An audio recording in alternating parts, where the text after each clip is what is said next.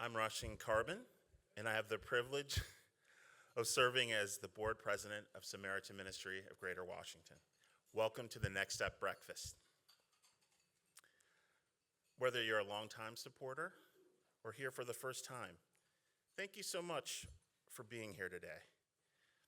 Your presence is a testament to the power of community and the belief that together we can make lasting change in the lives of our neighbors. And we do, and we have for decades. I believe deeply in the mission of Samaritan Ministry. I have seen firsthand how lives are transformed, how people who feel stuck, who face obstacles that seem insurmountable, find a path forward through our Next Step program. Our participants come to us with incredible strength and resilience, and we walk alongside them as they take steps towards employment, housing, and self-sufficiency. We don't offer quick fixes. We offer a partnership that empowers people to create real and lasting change in their lives. It is not easy, but it works. It is transformative. It is God's work. None of this would be possible without the generosity of our sponsors and our momentum donors. Your incredible support fully covers the cost of this breakfast. Consequently, every contribution and commitment made today goes directly to support our Next Step participants. To each of you who is invested in this work, thank you. You are helping us build a stronger, more compassionate community where everyone has the opportunity to thrive. Never doubt that you're making a difference. As you enjoy your breakfast, listen to the moving stories shared today by our impressive lineup of speakers, be inspired, and consider how you can take your own next step in supporting this vital work. Thank you for being here. Thank you for believing in Samaritan Ministry. And thank you for being a part of this journey. Enjoy the morning. And now Dr. Cheryl Mercer will lead us in prayer.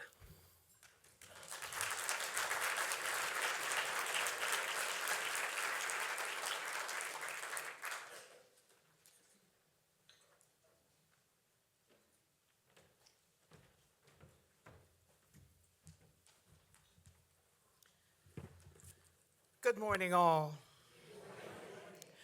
1 Thessalonians 5:18 says, "In all things give thanks." And so, as I begin the prayer, I would like to preface it with some words that were shared with us as Samaritan staff and volunteers by our acting executive director and COO, David Grove. And it reads as such: Today and every day, I want to express my deepest gratitude for your incredible dedication and hard work. I am constantly inspired by your commitment to our mission and the profound impact you have on the lives of our participants. Each one of you plays a vital role in creating a supportive and empowering environment for those we serve. Whether you're working directly with our participants or providing crucial development support, your contributions are invaluable. I have witnessed firsthand the difference you make, the hope you instill, the resources you provide, and the genuine care you extend. Let us pray. Eternal God, our Father, with bowed heads and kneeling hearts, we are grateful to rise this morning with health, strength, and intentionality. We thank you for each and every person assembled here this morning. We thank you for new friends. We thank you for longtime friends. We thank you for our board. We thank you for our partner council. We thank you for churches. We thank you for businesses who share in the incredible works that have helped transform lives through the next step. We invoke your presence here, Father, here this morning as we come together as supporters and benefactors of the selfless charity that is at the heart of this great gospel we serve. We ask that you continue to prick our hearts, that we lean into even greater works in the coming year as the needs of our communities continue to shift and to grow in these ever-changing times. Bless us that we may not grow weary in well-doing. Further, continue to shield, inspire, and grow our mission and vision by your grace and by your mercy as we walk by faith into the next step. Bless the food that we are receiving. May it be nourishment to our minds, bodies, and our spirits. Bless the hands that prepared it and those who serve us. In Jesus' name we pray. Amen.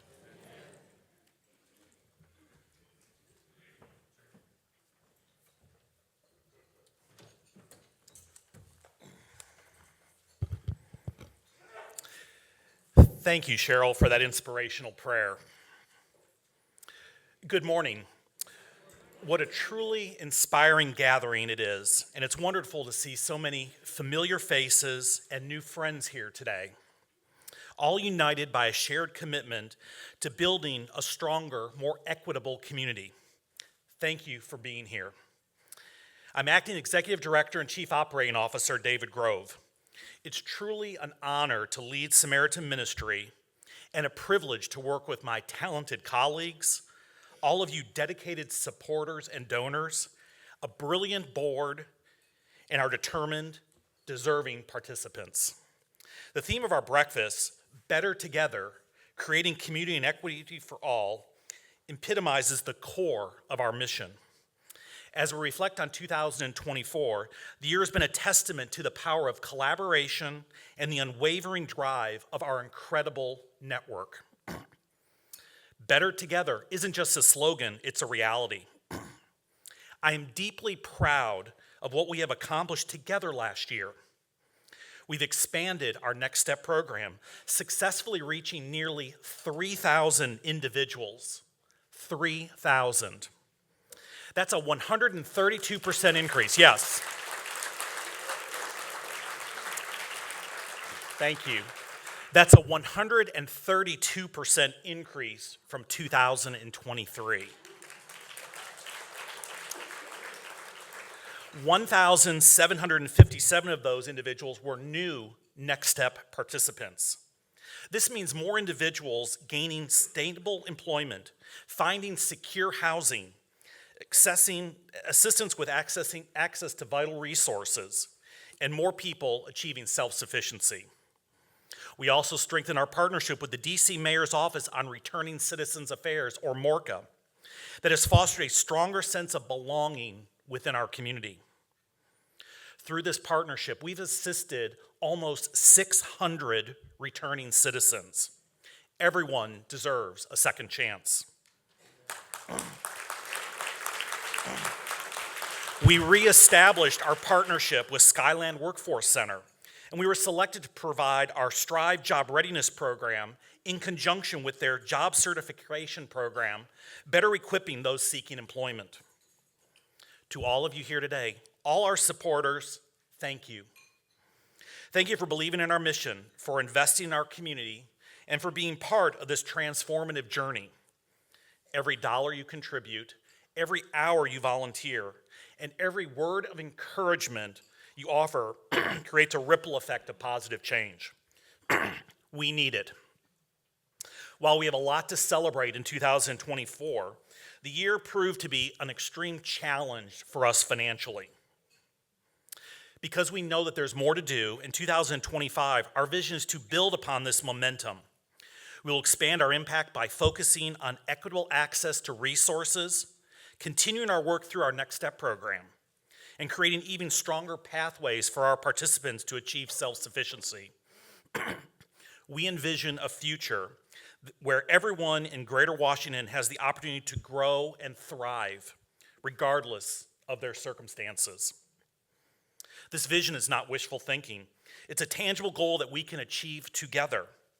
And Samaritan Ministry has a proud history of achieving goals and serving this community for nearly 40 years, thanks to you. We will be celebrating our 40th anniversary next year. I would like to take a moment to express my sincere gratitude to everyone who made 2024 successes possible and who will advance our work in 2025.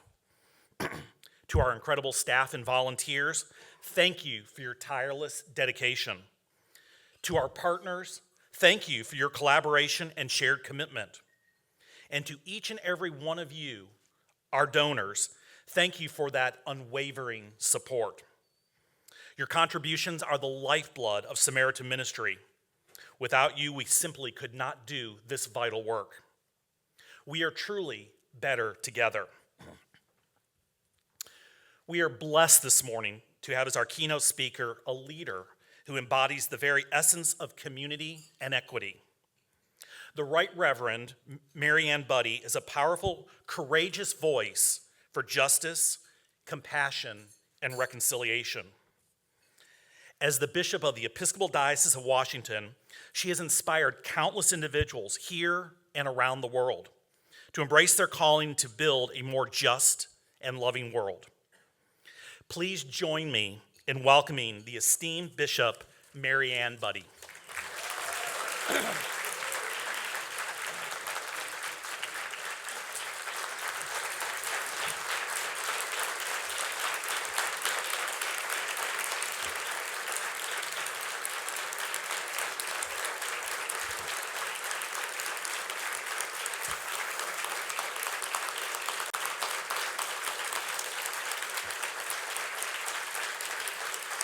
Thank you. Thank you all.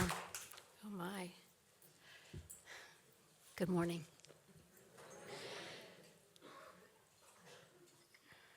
Heartfelt thanks to you, David, and to the entire staff of Samaritan Ministry, to you, Rasheen, Chair, and the entire Samaritan Ministry Board, for the gracious invitation to allow me to address this astonishing group.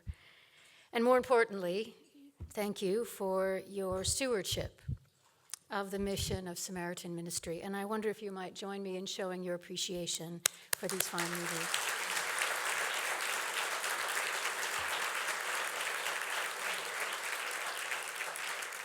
I add my thanks to those you've already heard, thanking you for gathering on a Saturday morning as we all rededicate ourselves to a ministry that empowers and equips all of us to be the best of who we are and called to be as followers of Jesus.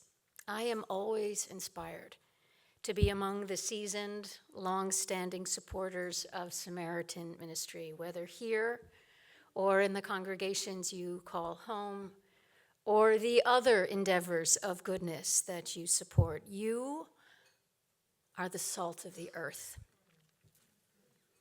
because you find your greatest joy and fulfillment in helping other people thrive, and for sustaining spiritual communities and organizations that promote the highest aspirations of humankind. I learned from you every day. And I'd like to add as well a warm welcome to anyone who might be here for the first time, and if we haven't met already, please introduce yourself to me later this morning. I would love to personally thank you for your presence today and your interest in a ministry that means so much to so many. And I am honored to speak to you in the name of God, revealed to us in Jesus, whose parable of the Good Samaritan embodies what it looks like not only to love, but to be loved by a neighbor. Now, you recall the story. Jesus told it in response to a question that a lawyer asked who wanted to know what he needed to inherit eternal life. That was a biblical way of asking what he needed to do to be right with God and to be assured of God's mercy at the hour of his death. And Jesus characteristically responded to the lawyer's question with a question of his own. What is written in the scriptures? What do you read there? And the lawyer answers. You shall love the Lord your God with all your heart, with all your soul, with all your strength, and with all your mind, and your neighbor as yourself. And Jesus says, essentially, yeah, that's it.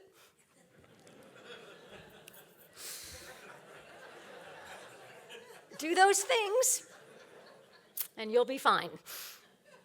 But as you recall, the lawyer presses Jesus further, wanting to justify himself, the text tells us, asking, and who is my neighbor?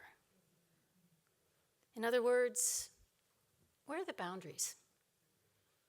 Or more bluntly, who belongs within my circle of concern? And more importantly, who doesn't? It's a question that goes to the heart of who we are to one another.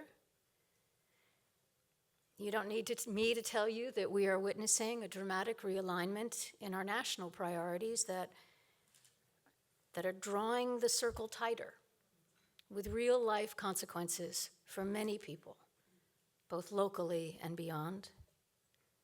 And if we're honest with ourselves, it's a question that we struggle with too. Who belongs within our circles of concern, and who doesn't?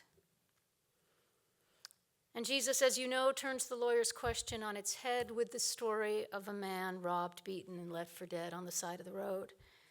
And the two religious leaders travel down the same road, see the wounded man, and pretend that they didn't, because at that moment, he was outside their circle of concern. And then another man, notably of a despised race, travels down the same road, sees the same man, has compassion, and does all that he can to save his life. And the brilliance of this story, like all the stories Jesus tells, is that we can see ourselves in every character, right? Because surely we know that there are times when we are the ones wounded and in need of mercy, and there are those times when we try not to see the needs of a given person because we tell ourselves, I tell myself, we don't have the bandwidth now. I don't have the time to respond in a caring way, essentially placing that person in that moment outside my circle of concern. And then by God's grace, there are those times when we do, in fact, act with compassion and solidarity, not out of arrogance or a sense of superiority, but in recognition of our common humanity and the need we all have, for compassion and mercy. Who was the neighbor to the wounded man? Jesus asked the lawyer, as if he had to, right? The one who showed him mercy. Go and do likewise. Right? So my first job out of college was as a caseworker at a social service agency, not unlike Samaritan Ministry, run by the United Methodist Church in Tucson, Arizona. And this was dating myself now, this was in the early 1980s, when manufacturing jobs in the northeastern United States abruptly disappeared, right? And thousands of people packed up all their belongings in their cars and drove to the Southwest looking for work. And they landed in offices like the one I was working in. And my job, at the age of 22, was to learn all that I could about the person or family in need and then do what I can, scrambling among Methodist churches to find resources in the community that would help them make a new start. Now, suffice to say that many of the people with whom I worked had not always made the best life choices. And those choices contributed to, and maybe and always made worse, the dire straits they found themselves in through no fault of their own, right? It was a cumulative, compounding reality. And I did my best to be compassionate and understanding and helpful. But truth be told, at first, I didn't have empathy for those I served because I couldn't see myself in their circumstances, right? I just couldn't imagine that would ever happen to me. But then, young adult that I was, I made a series of poor choices that I will leave to your imagination.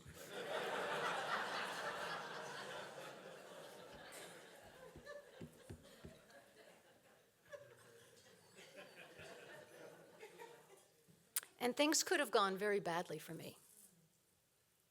I mean, really badly.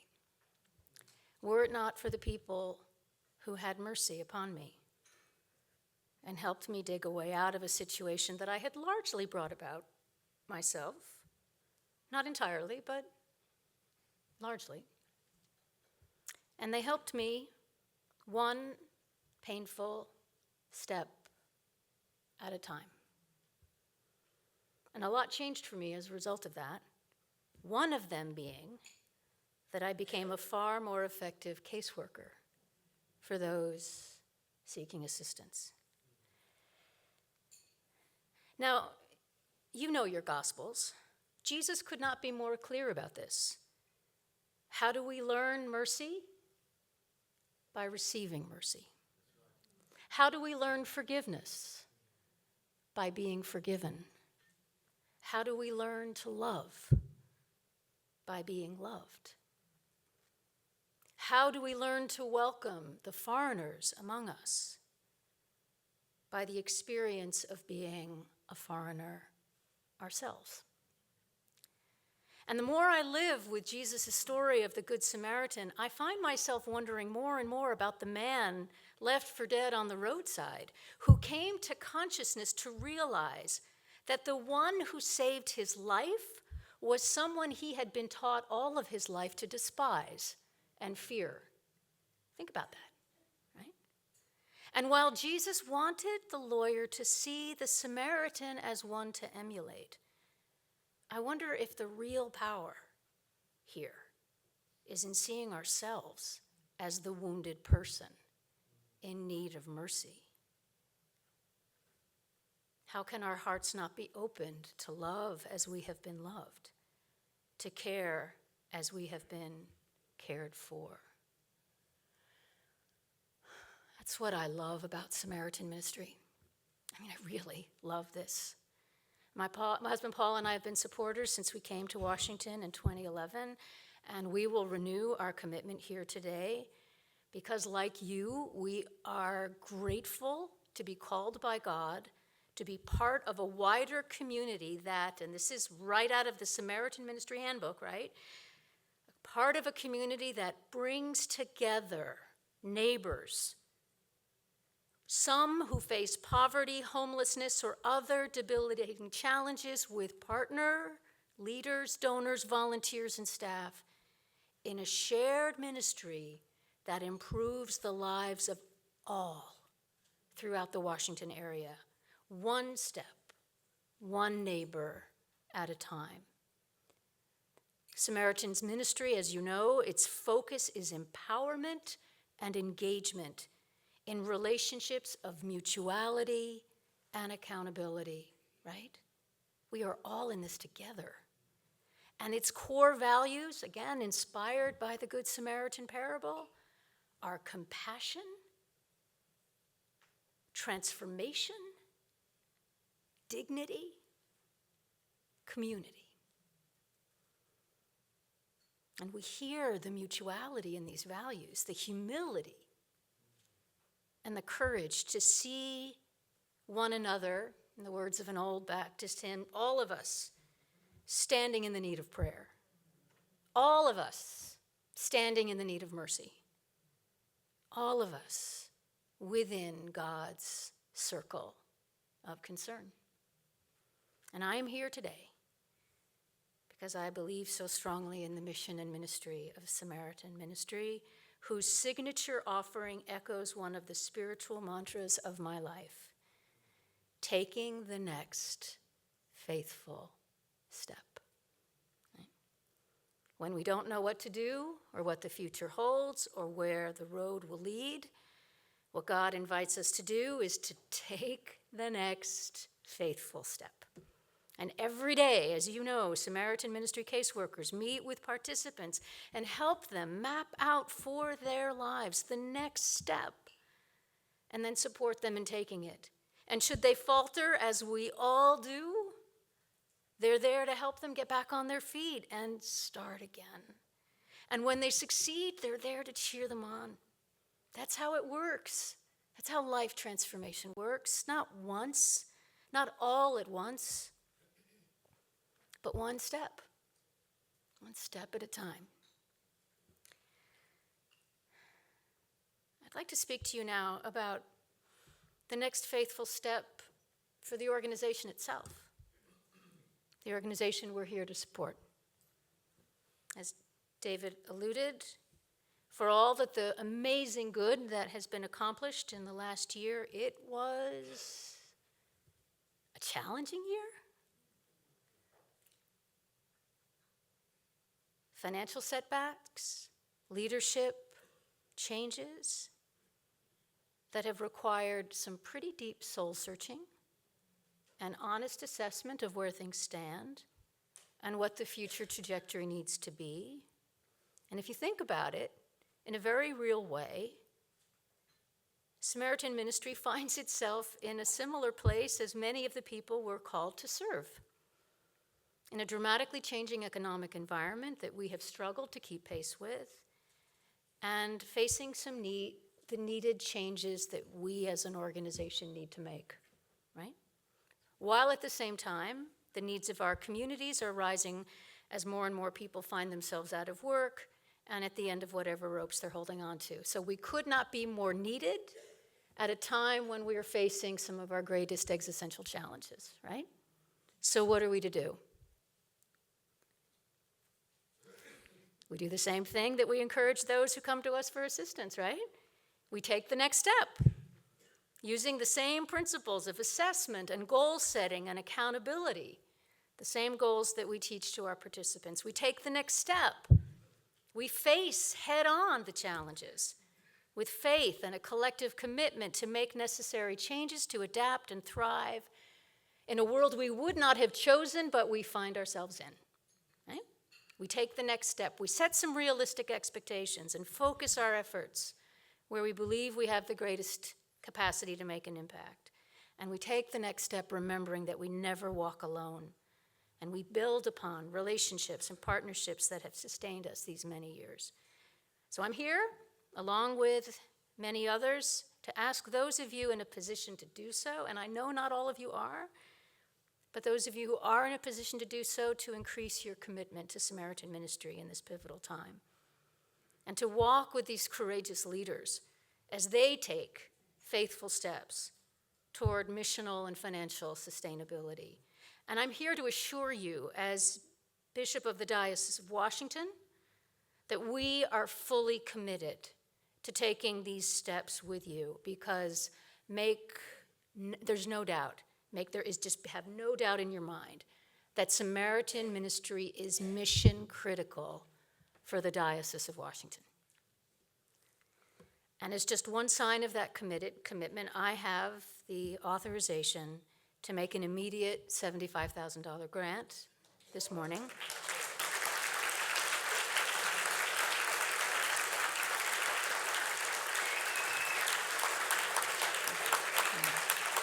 No. You need to know, sit. This comes from, I just want you to know where this money comes from, right? Because it's not like I can just pull this out of my ear, right? This comes from, in times of hardship, we did this during COVID too, right?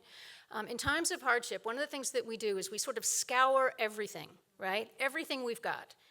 And we have a few funds that we have amplified or that we've preserved over time that are for like emergency situations, right? And we're going to make some of those available to our congregations because we know how many people are facing trouble right now. But as we looked at it, and as we looked at what's happening, and by the way, people have been sending me money, right?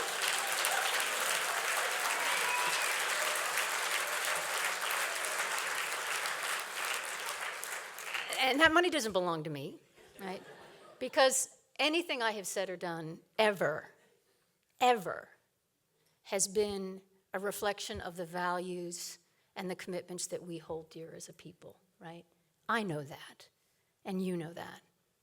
I have never said anything from any pulpit that you would not have heard in your own congregations. So, right? Am I right? Right? So let's just be clear about that. This is who we are.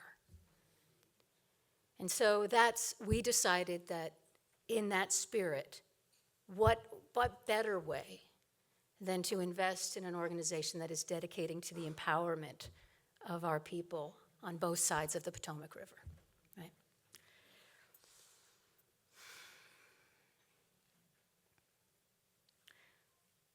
So as you consider your gift today, I ask you to do a few things. Remember a time when you were in need of mercy, when you couldn't see the way ahead, and someone was there to help you take the next faithful step. As you consider your gift today, consider what it would be like if Samaritan Ministry didn't exist. What a hole it would leave in the fabric of our communities. And then do what you can to help us take the next faithful step. And finally, consider our part in this moment in our country's history and what God needs from us now. As a church, we're not big, but we hold as central to our witness as Christians the dignity of every human being as a child of God, the virtues of honesty, humility, mercy, and sacrificial love. In all honesty, I can't see very far ahead these days, but I know what it feels like to take a faithful step, and so do you. And we can do that together. And what a gift it is to be among one another. What a gift it is for me to be among you. Those today who love and support a ministry that calls us to care as God cares and to love as God loves. Thank you so much for everything that you're doing.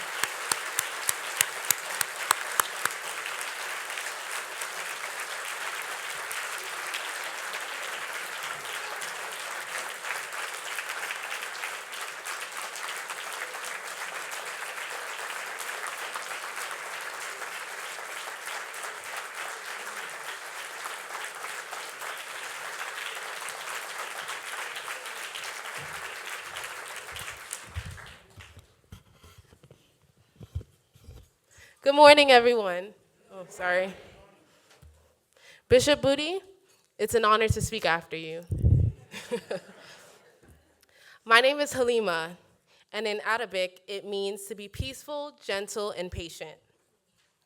For the past 7 months at Samaritan Ministry, I've had the opportunity to create peace for others by teaching basic life skills. It is so rewarding. Whether it's offering a warm greeting, lending a listening ear, or making someone feel valued, every action I take is a step closer to embodying my name. But my journey to this moment didn't start here. It began thousands of miles away in Nigeria. In 1998, my family made the difficult decision to move to New York. I was only 6 months old, too young to grasp what that meant, but my parents and older siblings felt it every single day. The challenge to assimilate, the fear of the unknown, and the exhaustion of working twice as hard just to get half as far. At first, I didn't notice the hardships. I was just a child. But as I grew older, I began to see the quiet sacrifices, the challenges. I began to understand. Just when I thought I understood it all, life threw another challenge, a brutal one our way.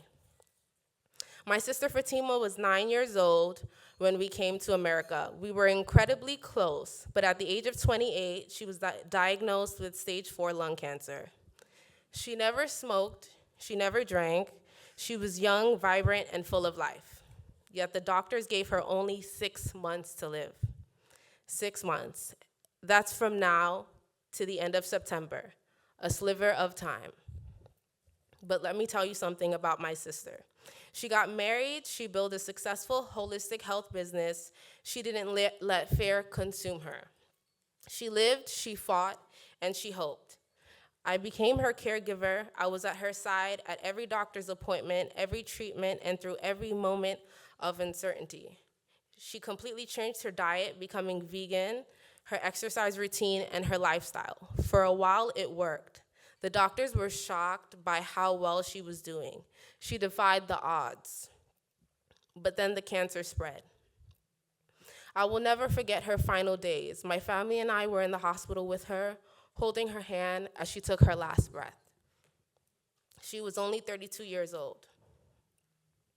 Losing Fatima made one thing painfully clear. At any moment, life can change, and when it does, we all need a good Samaritan to walk with us, and that's why I'm here today. We all fight through adversity. We all face moments where we need guidance, support, and hope, and that's exactly what Samaritan Ministry provides. As it states in Galatians 6:2, carry each other's burdens, and in this way, you will fulfill the law of Christ. This work is more than just a job for me. It is a calling, and I am beyond honored to be a part of a team that changes lives every single day. At Samaritan Ministry, we don't just provide services, we provide hope. We walk beside people in their struggles, just as others have walked beside us.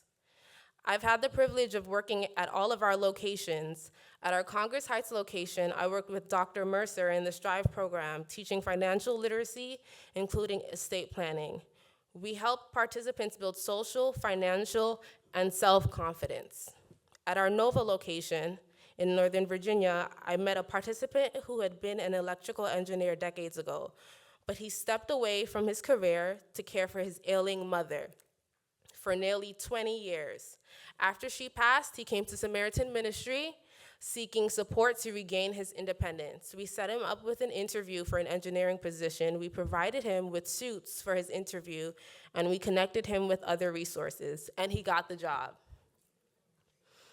At our U Street location, I work with Ms. Doris on next steps for participants, ensuring they have a plan to propel them forward. We support the young, we support the elderly, and we support everyone in between. I have seen firsthand the impact Samaritan Ministry has on the community. But to continue our mission, we need your support. We need all of you to come together and help us expand. There is much work yet to be done, especially now. So please, please, please sign up to become a Samaritan Ministry volunteer. Your support is vital. We need your help to continue to build this community. As it says in Hebrews 13, verse 16, do not neglect to do good and to share what you have, for such sacrifices are pleasing to God. We need your donations, we need volunteers, we need prayers. Together we can create a ripple effect. Together each of us has the power to be a good Samaritan. It is truly a blessing to stand before you all today. I do not take this opportunity lightly. I am Halima, a daughter, a sister, a former caregiver, a believer in justice, a DACA recipient, a paralegal, and one day a lawyer, so I can continue to fight for those who need a voice. Let's all be good Samaritans and make a change. Thank you.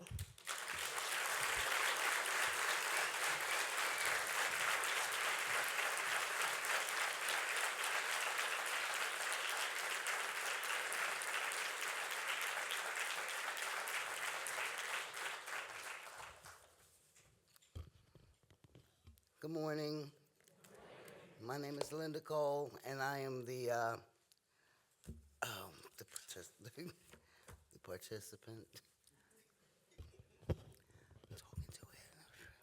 Okay. Good morning. My name is Linda Cole, and I am your speaker for today. I'm very nervous, but I'm going to get through it.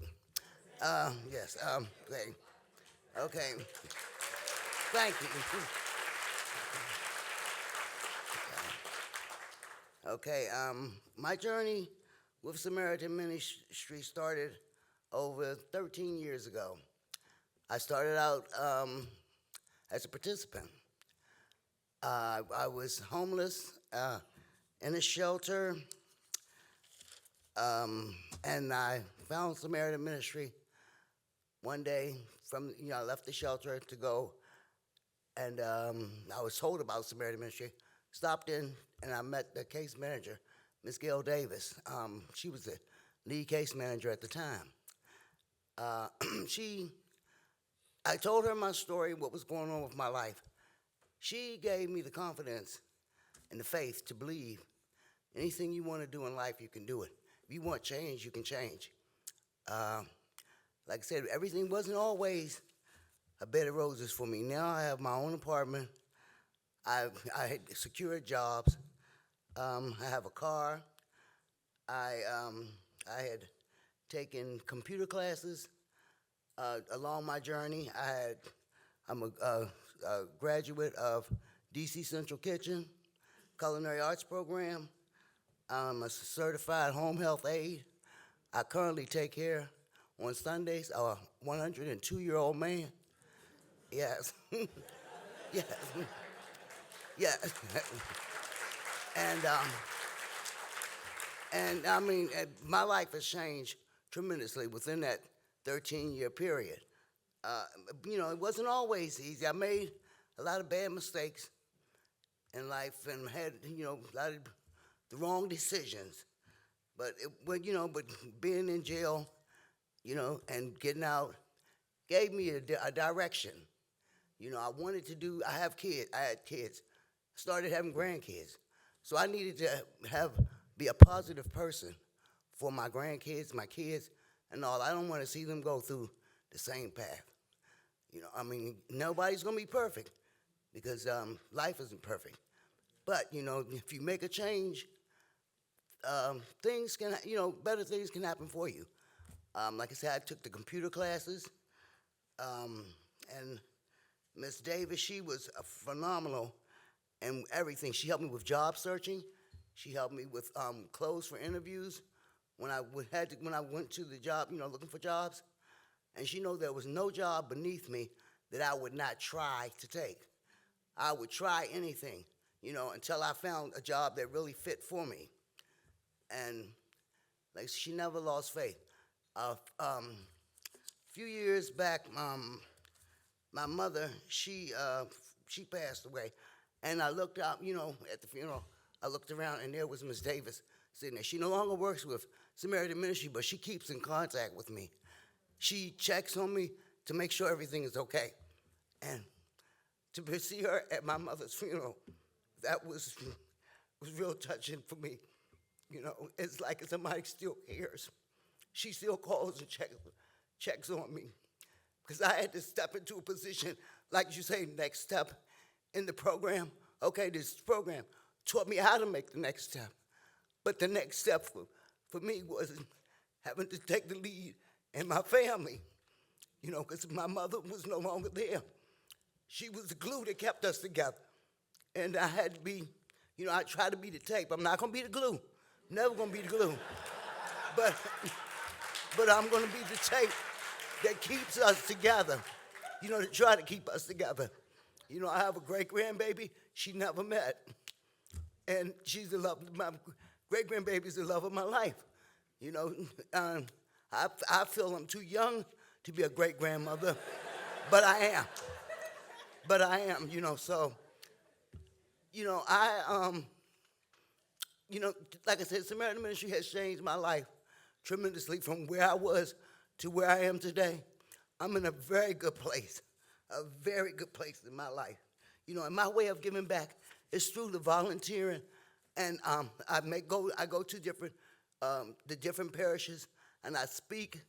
I've gone to a lot of faces I've recognized in the audience, and I go and I speak, about my journey. because it comes from here, you know, what happened to me and what I've gone through and how it changed my life. So, I guess, you know, I don't have a whole lot more because I get nervous and I think it's time for me to sit down. But like I said, I'm in a good place. I'm in a good place family-wise. Like I said, I love my grandkids. I have 7. You know, if anybody needs some grandkids, I can loan some out. But,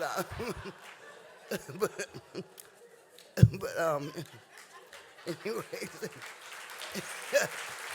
but I appreciate you all listening. If you would like to help Samaritan Ministry out, if you know anyone who's struggling through life, you know, don't know how to make a change, send them to Samaritan Ministry. If you know somebody with a special gift that can help to volunteer or do anything, that's what I do. I also volunteer, FOC, you know, so as well as speaking. So send them to Samaritan Ministry. You know, they can't go wrong. To change a person's life makes the difference. Okay? Thank you. Extra stage.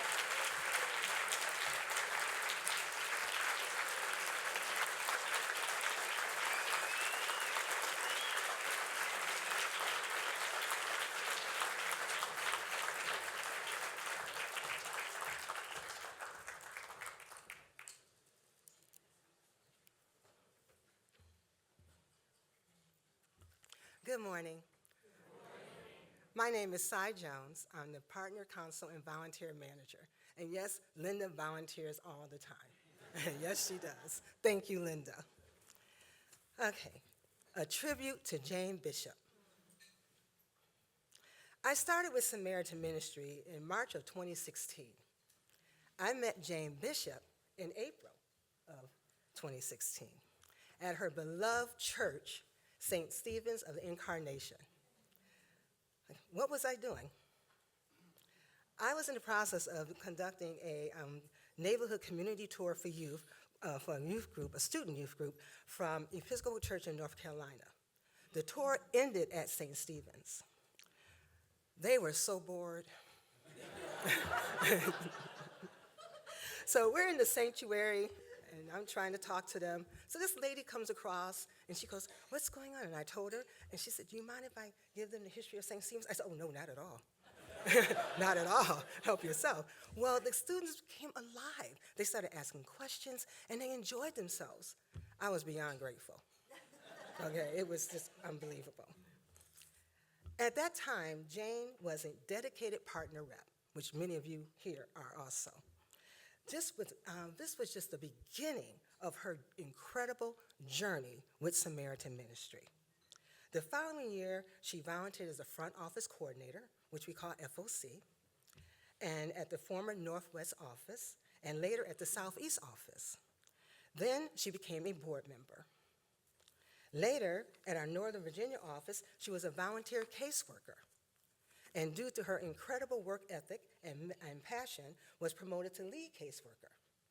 Then, the pandemic. We all know about the pandemic. Okay, so what happened? Jane said, "Oh no, this is not going to stop us, not at all." And so she and her NOVA team, the Northern Virginia volunteers in that, you know who you are. I can say Nancy and Joe for one, for two. And they said, "Oh no, we can make this work, we can make this work." So what happened is that they decided to distribute mail to our participants. There's a front porch at the NOVA office, at most office front porch, where there's a window right on the front porch. Well, they decided they can open up the window and hand the participants mail from the window. That was creative. But it didn't stop there. She started conducting casework on the front porch. Now, this is through rain, snow, winter heat, and during the winter, they had an itty-bitty little heater. It didn't provide much.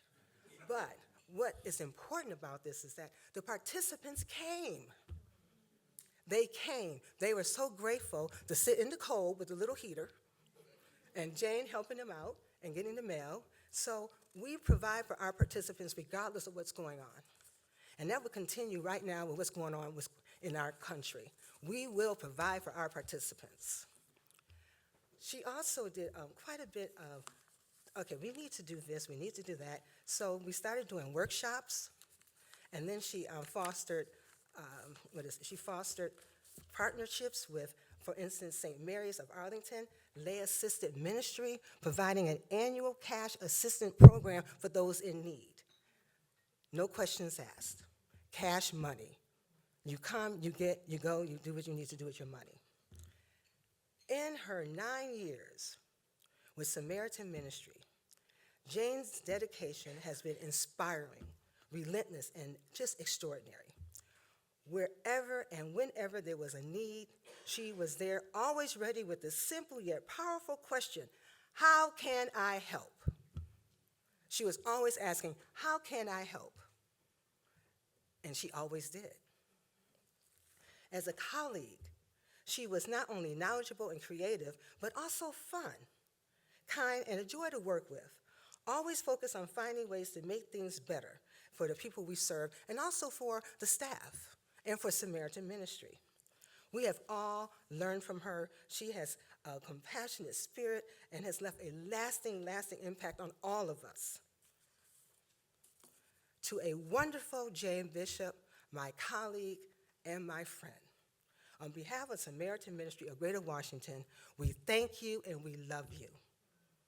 Unfortunately, Jane is unable to be here today, but I'm going to ask you this question. How can you help? Two things. First, we ask that you keep her in your prayers. She definitely needs them. And also, we would like for Samaritan Ministry to continue to do the work that we have been doing since the 80s. 40 years next year, but we cannot do it without your help. So we ask you to continue to support us and definitely pray for our colleague, Jane Bishop. Thank you.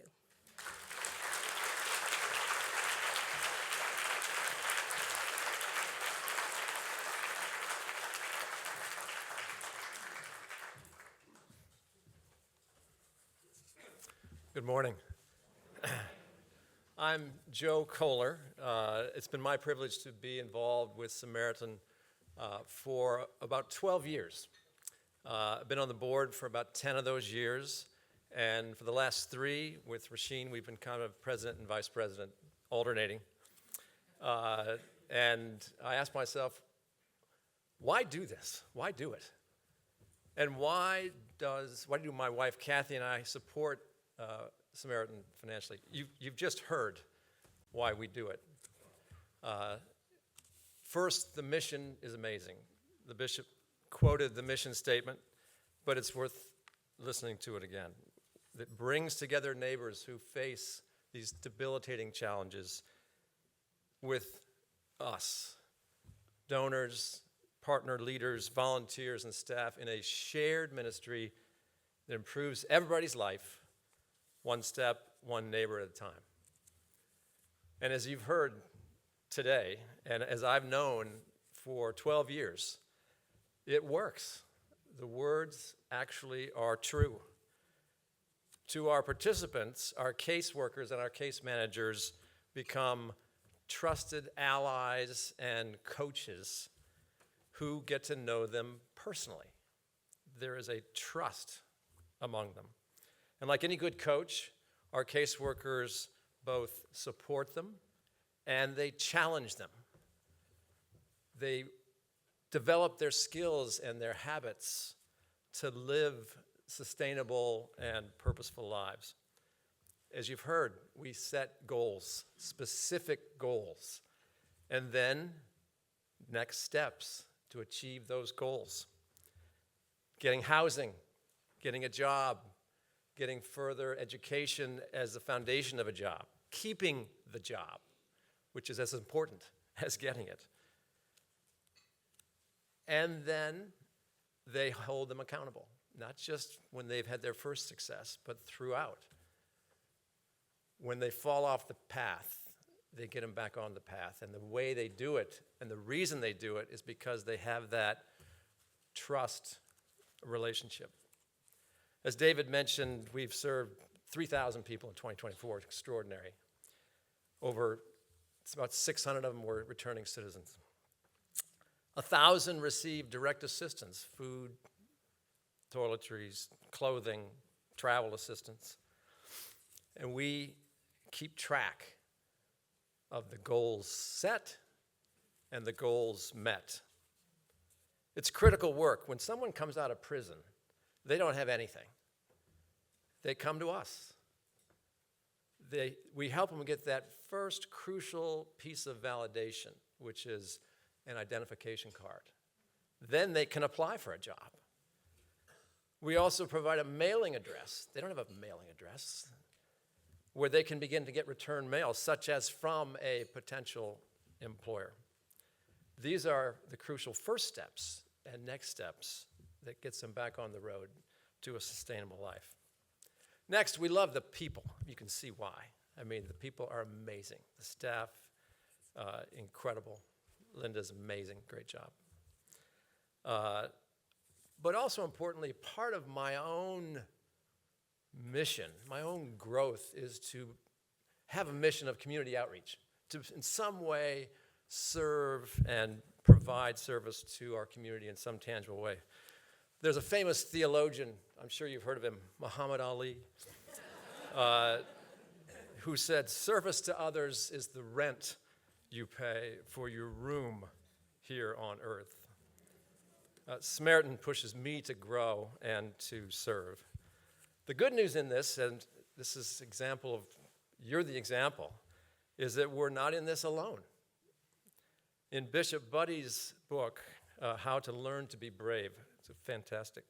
She described the time when she stood up for the teachings of Jesus in opposition to the president's actions in Lafayette Square. This was back in June of 2020 when he threatened to use military force against those joining protests following the killing of George Floyd. She wrote that a week after that moment, she heard Reverend William Barber of the Poor People's Campaign speak about social change. He said, "Don't let anyone tell you that this is the first time people of different races, classes, and educational backgrounds have come together to fight for a common cause. It has always been such a coalition of the faithful that has brought about change." The bishop wrote that she took great comfort and inspiration from those words and knew that she was part of that coalition of the faithful, as do I, as do we all. I am particularly inspired by those giants at my home church of St. Columba's, on whose shoulders many of us stand. People like Phil Graham, people like Tom Botter, Dick Dowd, who have been supporting Samaritan from the beginning, almost, as you heard, 40 years. No one is called to walk this road alone. Finally, deep down in kind of the spirit of oneness, I sense that our well-being, our collective well-being is all connected. Jesus said, "What you do for the least of my brothers and sisters, you do for me." He also said, "I'm the vine, you are the branches." We are all connected. We're all one family. What we do for one, we do for all, including ourselves. As you've heard, Samaritan's need for support is as critical as ever. Nonprofits of all stripes are facing significant challenges. So I thank you for being part of the coalition of the faithful supporters of Samaritan, and I encourage you to continue to dig deep, to give. The work is vital to our community. Thank you.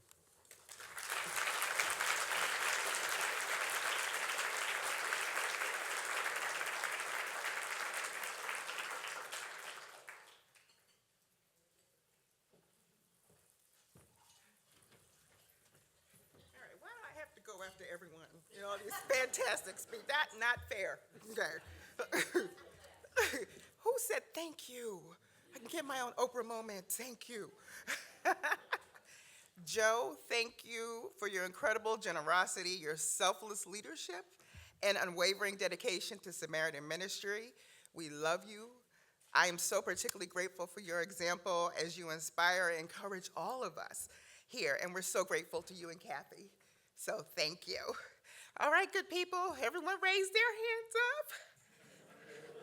Jazz fingers. All right, get that stretch. All right.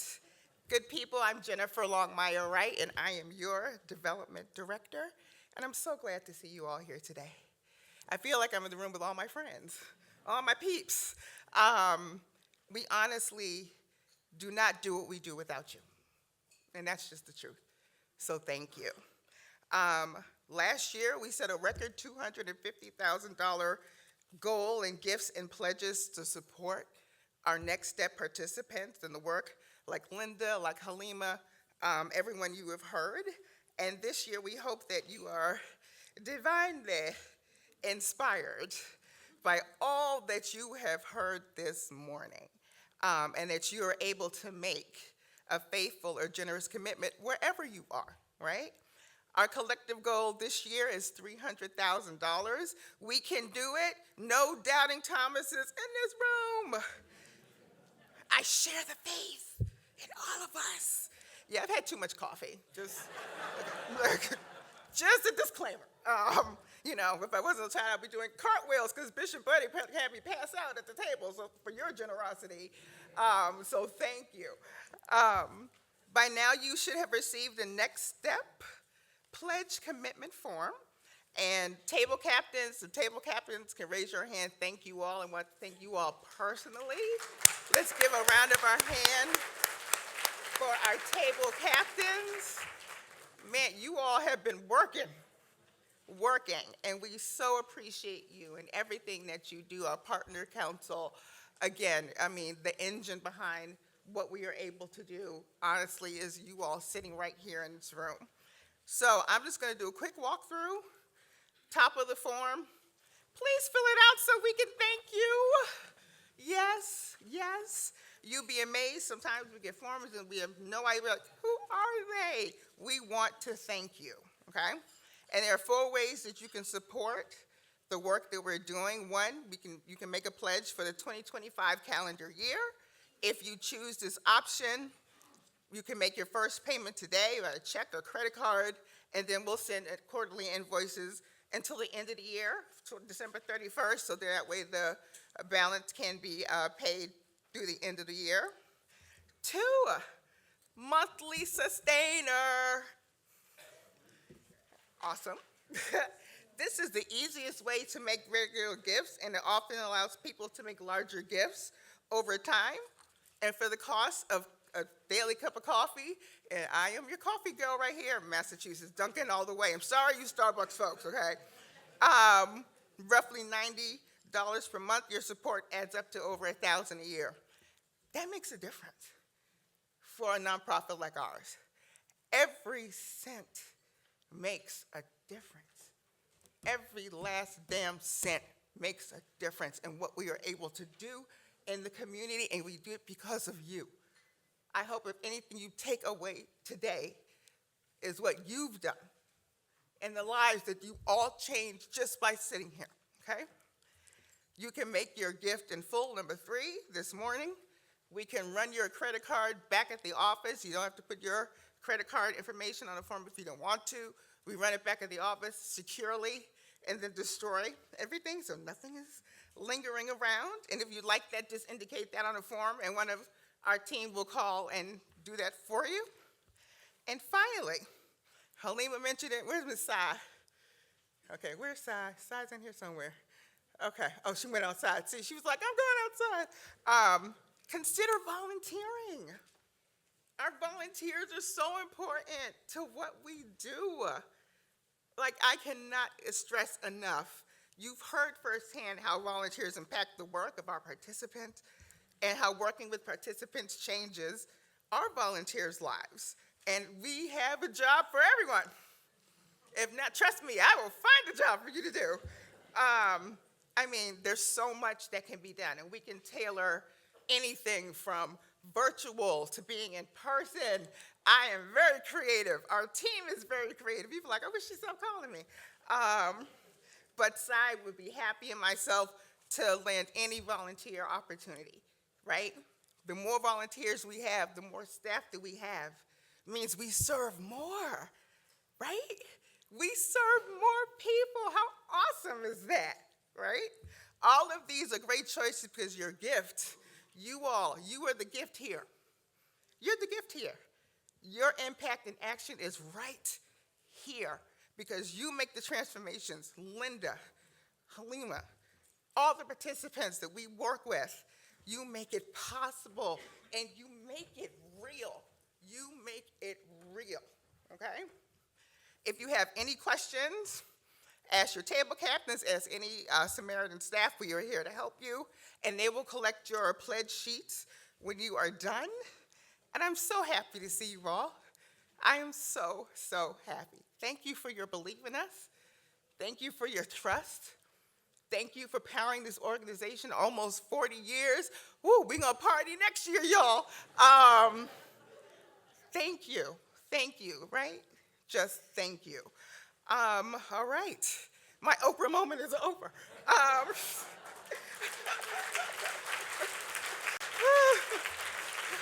David, and now I'd like to bring David Grove up and then give a hand to this man, Julio Da Silva, Program Director Extraordinaire.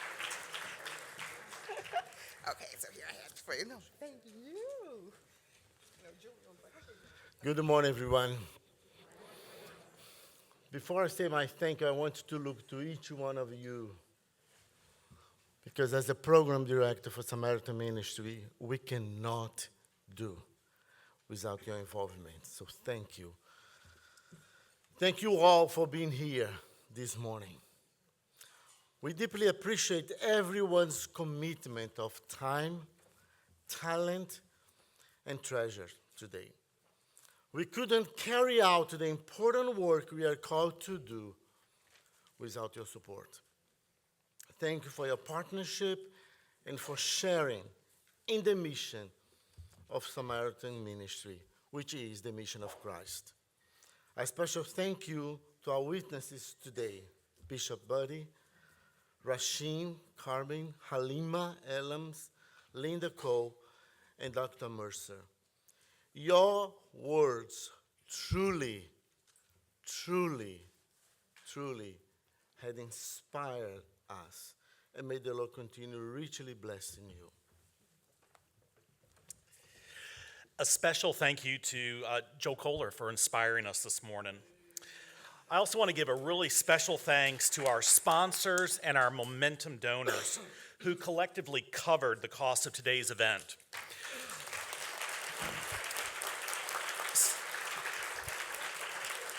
So as Rasheen said, 100% of your generosity this morning will go to direct support of our participants and our programs.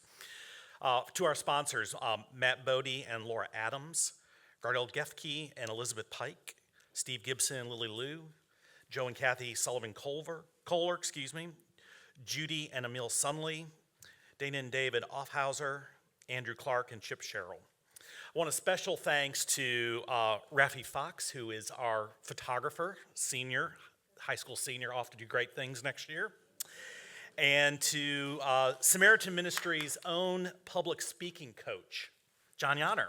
So thank you. A huge thank you to our table captains. It definitely takes a village. To our staff, our vendors, our volunteers for making today's breakfast possible. Thank you to the National Press Club. From the bottom of my heart, thank you.